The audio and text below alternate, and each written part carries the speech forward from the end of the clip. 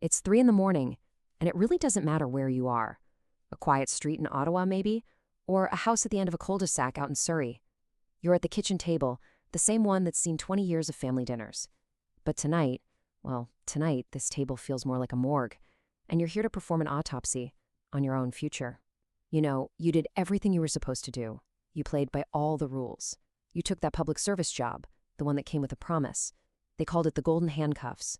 And the deal was simple. You give the system your best years, and the system, in return, gives you a dignified way out. But now you're just staring at the numbers glowing on a cold laptop screen, and a horrible realization is starting to creep in.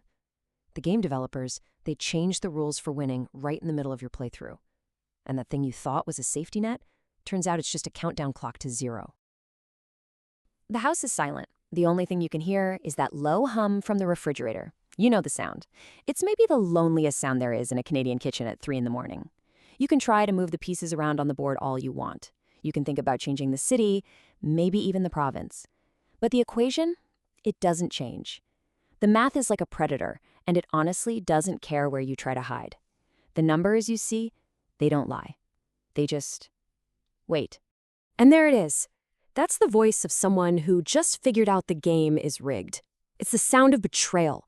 20 years of paying in. 20 years of putting your trust in the system, in that social contract. And for what? To find out the finish line was moved? No, not just moved. It feels like they put it on an entirely different planet. This isn't just a random comment. We're treating this as Exhibit A in the case we're about to build. The case of a systematic, generational heist. Okay, so to really understand a crime, you have to go back and examine the scene. And in this case, the scene of the crime is the Canadian social contract. For half a century, it ran on a pretty simple, predictable idea. You work for about 35 years, you pay into the pot, and then, when you hit 65, the government provides a floor to stand on. Not a palace, mind you, but a floor. This was the original code, the fundamental promise. But that promise, that code has been broken. We're going to dig into how a guarantee of security was slowly rewritten into a script for financial disaster. I want you to look closely at this. Over on the left, you've got the original version, 1995. You see a senior couple, clean, modest apartment. They had enough money for a trip down to Florida.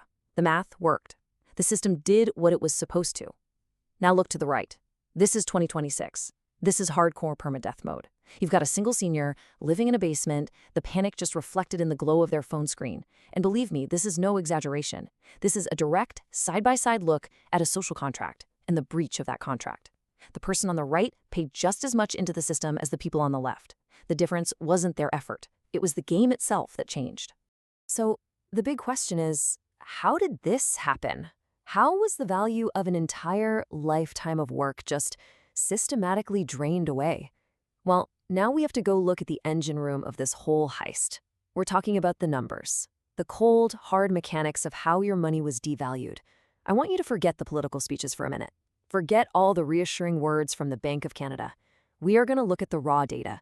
These are the numbers they really hope you don't look at too closely until it's far too late. So here's the official story. These are the government's own numbers. This is the absolute best you can hope for. If you maxed out your contributions for your entire working life, you're looking at a combined monthly total of about $2,250. But what about the average person? The person who, had gaps in their employment, maybe they raised kids or weren't a top earner, they're looking at just over $1,500. I want you to remember that number, $1,546. That's the system's big reward. That's the floor they promised you. Just keep that number locked in your head as we go to the next slide. This brings us to the main tool for our investigation. We call it the shelter-to-pension ratio, the SPR. And it's a simple and honestly a brutal piece of math. All it does is take the average rent in a city and divides it by the average pension payout. It tells you exactly what percentage of your retirement income is just gone before you even buy a single carton of milk. Financial advisors will tell you this number should never, ever go above 30%, maybe 50% if you're in a really expensive city. So let's see what the reality looks like. Let's see what this autopsy is about to reveal. And here you have it, the hard evidence. Let's just walk through this nice and slow. Montreal, which people consider affordable, right? It requires 98% of an average pension just to cover rent. Calgary, 102%. Ottawa, 130%. That's your entire pension plus another third that you just don't have. And then we get to the big ones. Vancouver. The average one-bedroom apartment costs $2,200, but the average pension is $1,546. Your shelter-to-pension ratio is 141.8%. You are broke on day one. But then, look at Toronto. The average one-bedroom condo is $2,350. We're not talking luxury here. This is the starting price. Your SPR isn't just bad, it is a mathematical impossibility. 152%. Just let that number sit there for a second. This is for Toronto. For the average retiree, your rent costs 1.5 times your entire government pension. This isn't just a market fluctuation. This is a complete system failure. It's a broken mission in the game. The game is telling you flat out that you cannot win this. You cannot survive here. End of story. Now, the people who designed this system, the developers, they actually have an answer for this. They'll point you to the headlines. They'll say, oh, the rental market is cooling off. They'll tell you that relief is just around the corner. Well, it's a lie. It's nothing more than a statistical mirage, and it's designed to keep you calm while the water level rises around you. We need to look at something called the lag effect. This is the hidden trap in all the data. And this chart just illustrates the deception perfectly. Look at the 2 bars for each city. One of them shows the advertised rent. This is the price for new, empty apartments, and it's what makes the news headlines. And yeah, in Toronto and Vancouver, that number has gone down a little. But that other bar, that's the occupied rent. That's what you, the person who already lives there, are actually paying. In Toronto, while the advertised rents fell 3.7%, the rent for people already in their homes shot up by 10.7%. In Vancouver, a nearly 5% drop in advertised rent was hiding a 7.1% increase for everybody else.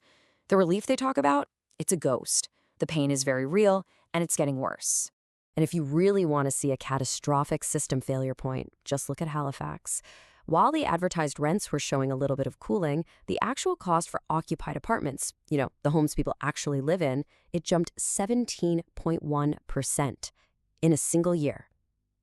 Now, your pension is indexed to something called the CPI, which might go up 2, maybe 3%. But your single biggest expense just went up 17%. The math doesn't just fail to add up. It feels like it's designed to subtract you from your own home. So what happens when an entire class of professionals finally realizes the game is completely rigged?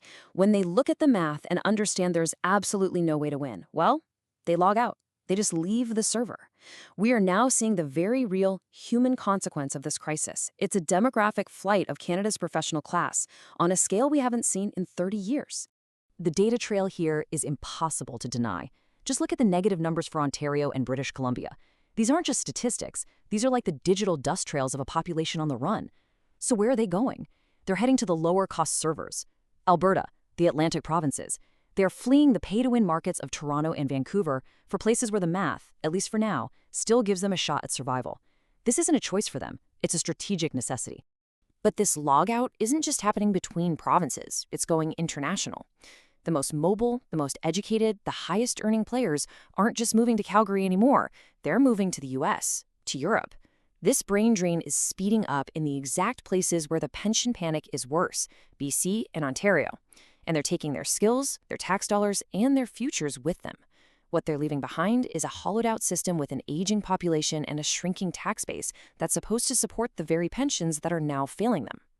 To really get the full picture here, we need to look at the players themselves, the different avatars caught in this systemic trap, because it's not just one type of person being affected. You've got the public servant, the parent, the young professional. They're all playing on the exact same broken server, all facing the same impossible math, just with different character stats. So first up, let's talk about the legacy player, the public servant. This is the person who took the deal. You accept lower pay in exchange for a defined benefit pension. For security, but those golden handcuffs were designed for a world that just doesn't exist anymore. Your pension, which is indexed to a gentle CPI, has become a silent pay cut every single year that housing costs go up by double digits. The security you were promised has actually become a cage, locking you into a city you can no longer afford to retire in.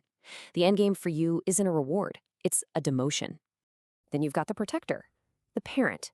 Your whole strategy was about setting up the next generation, building a nest egg for them and inheritance.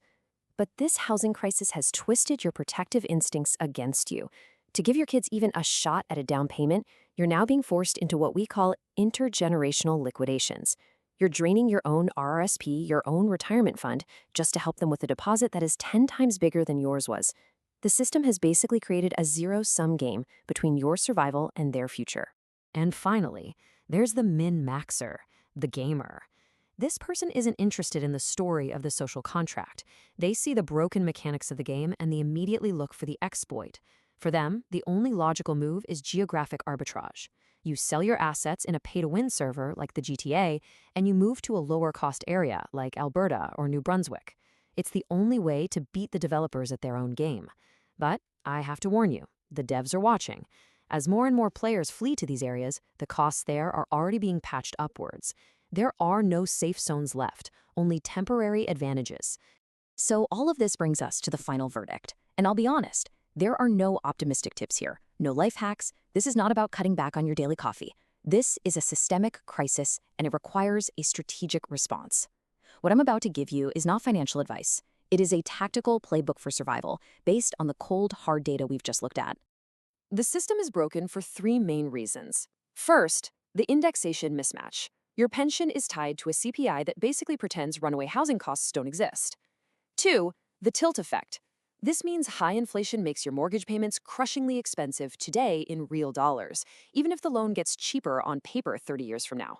All the pain is tilted right to the beginning when you can least handle it. And three, the supply paradox. We build new housing, sure, but they're luxury condos priced so far above what any pensioner could afford that it doesn't help. These are the core bugs in the code. At this point, there are really only three moves left on the board. 1. Calculate your personal shelter-to-pension ratio. Do it right now. Use today's actual rental numbers for the city you want to live in, not some fantasy number from 5 years ago. If that number is over 50%, you are officially in the panic zone. 2. Execute geographic arbitrage. For many people, moving is no longer a choice. It is the only viable path to staying afloat. And 3. Prioritize debt elimination. If you are carrying a mortgage into your 60s, you are in the highest risk category imaginable. You cannot outinvest a systemic problem like this. Pay down the debt. This whole fixed-term pension panic is the ultimate proof that the housing crisis has finally reached its endgame. The social contract has been broken. The win state has literally been removed from the game. The only thing left now is the board, the pieces, and the numbers. The developers, they are not coming to save you. So that leaves one question. In a rigged game, what's your next move?